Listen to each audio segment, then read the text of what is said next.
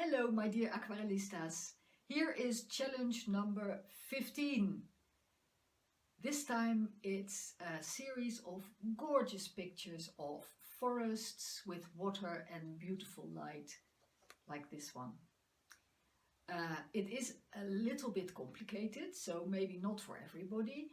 And I also attached as the 11th picture a painting of a subject like that, a watercolor, so you can use that as your example.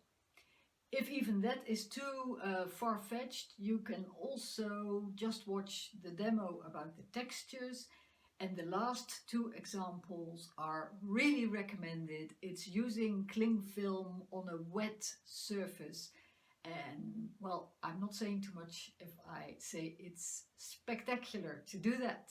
So mine were fantastic, and I really hope yours are too, and I look forward to seeing your results.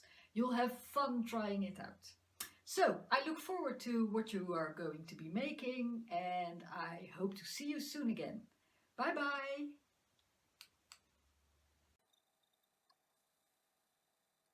And here we go for the demo about textures, some of the possible textures in watercolors.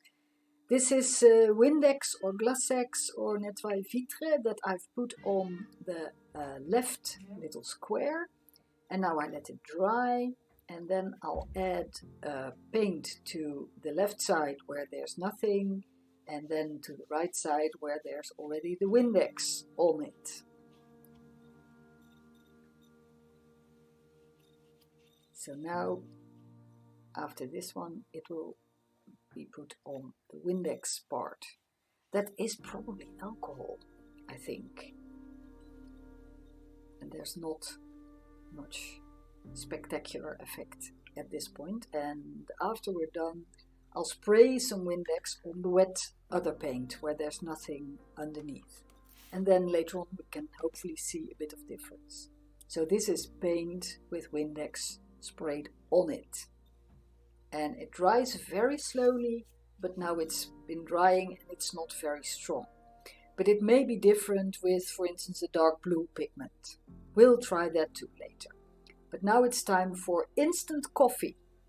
So here's a bit of Nescafe and two pieces of paper, and I'm giving one part, I make it wet. I do it. There's a little bit of blue in my brush still, but it's meant to be a very light wash.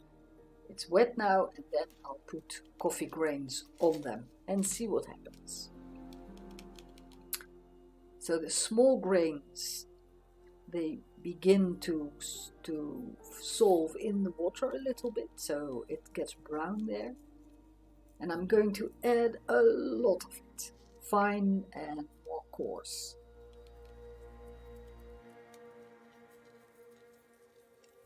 A little bit more. And then hopefully at the end we can see what has most effect, because it's different from, for instance, how salt works, but maybe the effect is the same when you don't use much.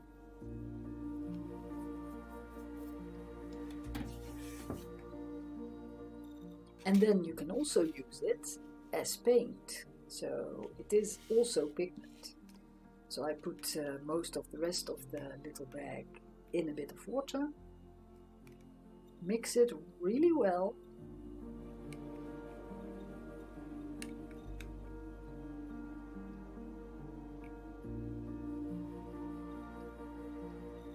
and paint. A sphere, what else? Little highlight.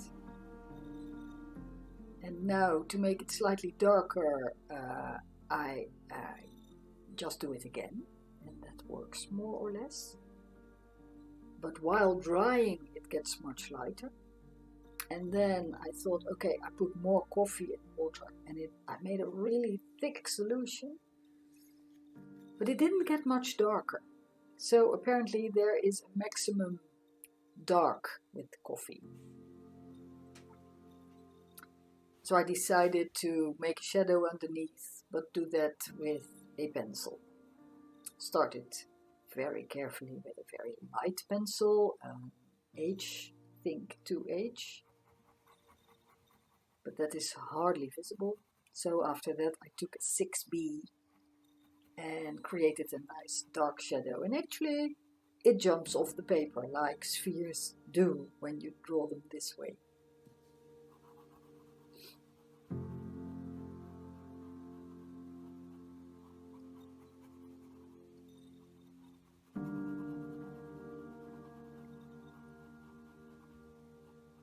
Please send me your stuff if you work with coffee.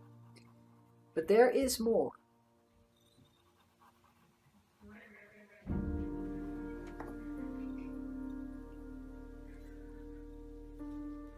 And here are the results of the red Windex painting and the coffee, but then without the ugly tape. And there is actually some effect.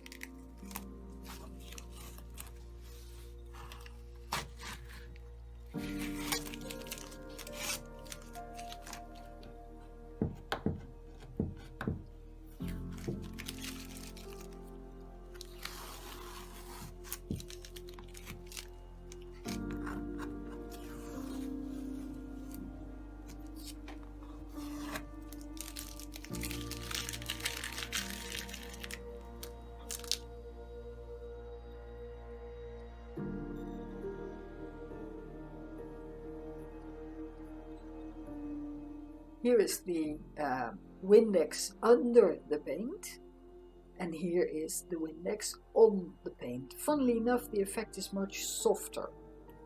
These are the coffee grains. I actually love it. Very beautiful and mysterious effect. And here is coffee used as paint. Note, it's instant coffee. And now the fun, the real fun. Bubble wrap and cling film. So, cling film on the left, bubble wrap on the right, wetting the surface with a good wash, nice and dark, lots of pigment, and then put the bubble wrap and the cling film on it and let dry. And then when it dries, you remove the cling film. Oh my! How beautiful is this? Fantastic! So surprising, and of course never the same. But also the bubble wrap. Ta-da.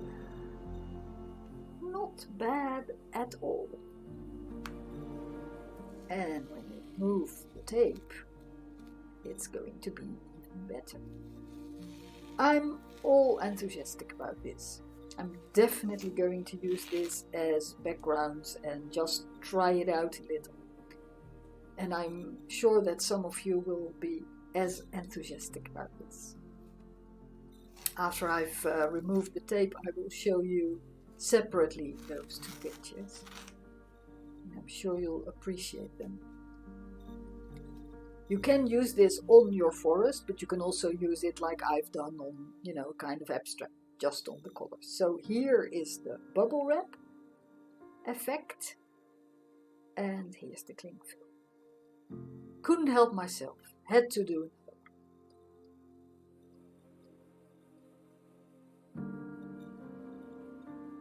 So, a lot of wet paint on a piece of paper, cling film on it, and this time I've left it on a bit longer.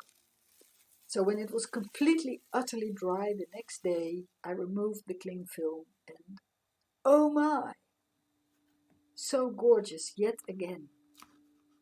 And imagine how it looks without the tape.